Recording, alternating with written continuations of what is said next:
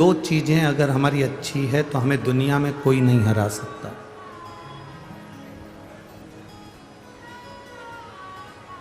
दो चीजें अगर हमारी श्रेष्ठ है तो हमें दुनिया में कोई नीचा नहीं दिखा सकता। एक हमारा विचार, एक हमारा व्यवहार। एक विचार और एक व्यवहार, ये दो चीजें श्रेष्ठ हो।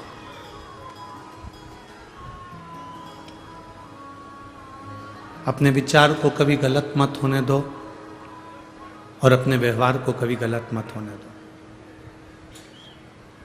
घर में बैठे रहते हैं, परिवार में बैठे रहते हैं तो गलत चीजें सोचने में आती रहती है। क्यों सोचना? हम गलत क्यों सोचें? अगर हमें सोचना है तो हम अच्छा क्यों नहीं सोचें? हमारे भीतर का जो विचार आएगा वो हमारे सामने प्रकट होगा। हम किसी व्यक्ति के लिए, आप 7 ताले में बंद हो जाओ, कमरे में बंद हो जाओ, किसी कमरे के अंदर बंद होकर किसी के लिए गलत सोचना चालू कर दो, वो खुद अपने आप आपके लिए गलत सोचना प्रारंभ कर दे।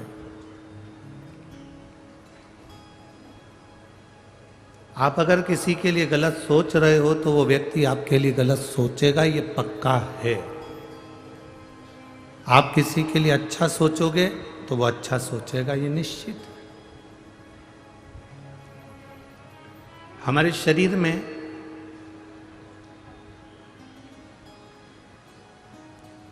तीन स्थान ऐसे हैं जिससे हम परमात्मा को पुकारते हैं।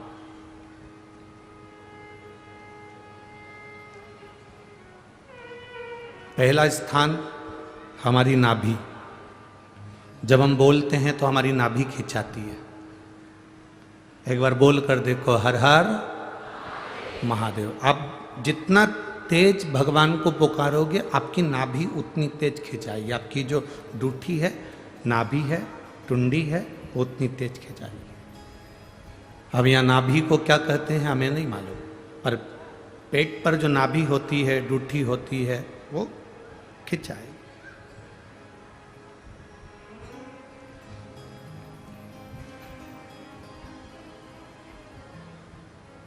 तीन चीजें हमें परमात्मा को पुकारते समय हमारा साथ दे देती है और परमात्मा के मिलन में हमारा साथ प्रदान करती है। एक हमारी नाभि, हमारी टुंडी।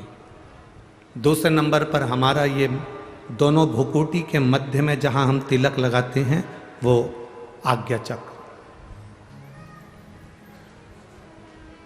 ये दूसरे नंबर पर है हमारा आज्ञा चक्र, जहां हम तिलक लगाते हैं, बिंदी लगाते हैं, टीकी लगाते हैं। और तीसरे नंबर पर है जहां हमारी शिखा है, चोटी है, शास्त्राचक्र। ये तीसरे नंबर।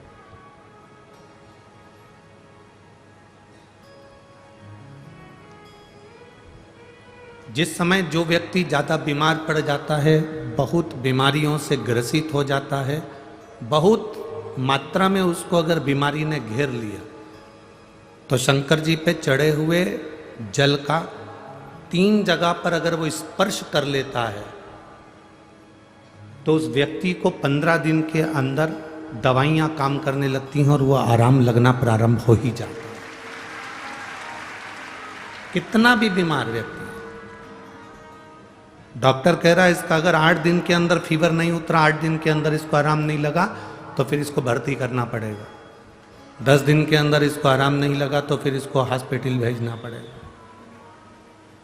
15 दिन के अंदर अगर इसको आराम नहीं लगा तो हमको ये करना पड़ेगा। 3 जगह पर शिव जी के चढ़े हुए जल का स्पर्श कराओ।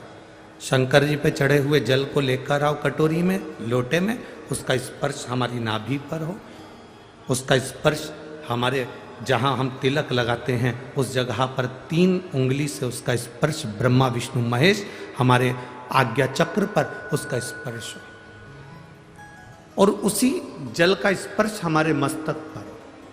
आप 4 से 5 दिन लगातार भगवान शंकर पे चढ़े हुए जल का स्पर्श 3 जगह पर करते रहेंगे तो व्यक्ति कितनी भी बीमारी से घिरा हो उसको 15 दिन के अंदर उठकर खड़े होना ही पड़ता है।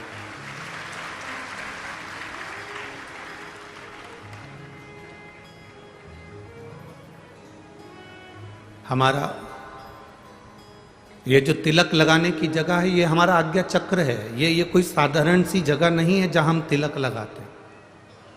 जहां मेरी जीजियां मस्तक पर बिंदी लगाती हैं, टीकी लगाती हैं, मेरे भाई लोग मस्तक पर तिलक लगाते हैं, ये जगह कोई साधारण नहीं है।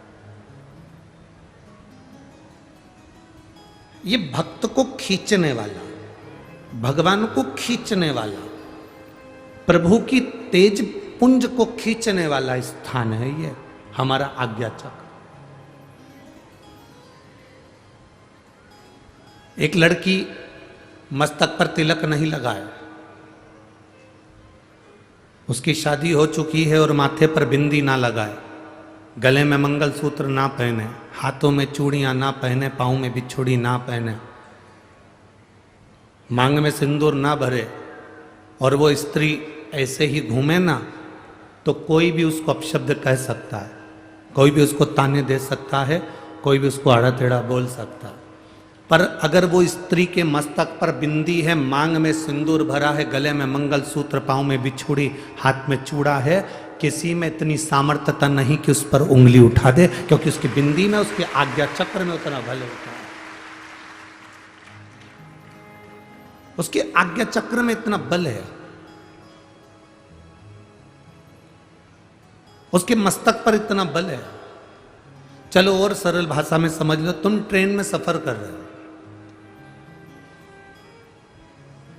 आप सबसे निवेदन करेंगे आप ट्रेन में सफर करो और सफर करते करते आपके सिर पर तिलक नहीं लगाओ, कोई कुंकू हल्दी कुछ भी तुम्हारे मस्तक पर तिलक नहीं लगा है, और तुम ट्रेन में जाकर बहुत भीड़ हो रही है और वहां जाकर तुम खड़े हो जाओ, जाने की तैयारी करो, कोई तुमको जगह नहीं देगा। पर यदि तुम्हारे मस्तक पर तिलक लगा है, तुम जो लगाना चाहो, बिंदी लगाओ, नारायण तिलक लगाओ, तुम जिस पंथ के उस पंथ का तिलक लगाओ, चाहे तो त्रिपुंड खींच लो, चाहे तिलक कर लो, और तिलक लगाकर आप ट्रेन में चढ़े तो कोई ना कोई ऐसा बंदा मिल ही जाएगा जो आपको सीट दे देगा या आपको बुलाकर अपने पास में बिठा देगा। ये आज्ञा चक्र है हमारा। जब हम भगवान देवाधिदेव महादेव को, हम तो माताओं से भी कहते हैं, हम पुरुषों से भी कहते हैं, हम बच्चों से भी कहते हैं, हम सबको एक निवेदन हमेशा करते हैं, आज फिर कह रहे हैं। 40 गांव की पवित्र भूमि से हम तो इतना कहना चाहेंगे कि आप अगर शंकर जी के मंदिर में जाते हो, जल लेकर आते हो, आचमन करते हो, तो वहां से जब आओ तब उस भगवान शंकर के चरणों के उस जल को अपनी नाभि स्थल पर, अपने मस्तक पर और अपने सिर के ऊपर उस जल का स्पर्श जरूर करें, उसका फल मिलेगा।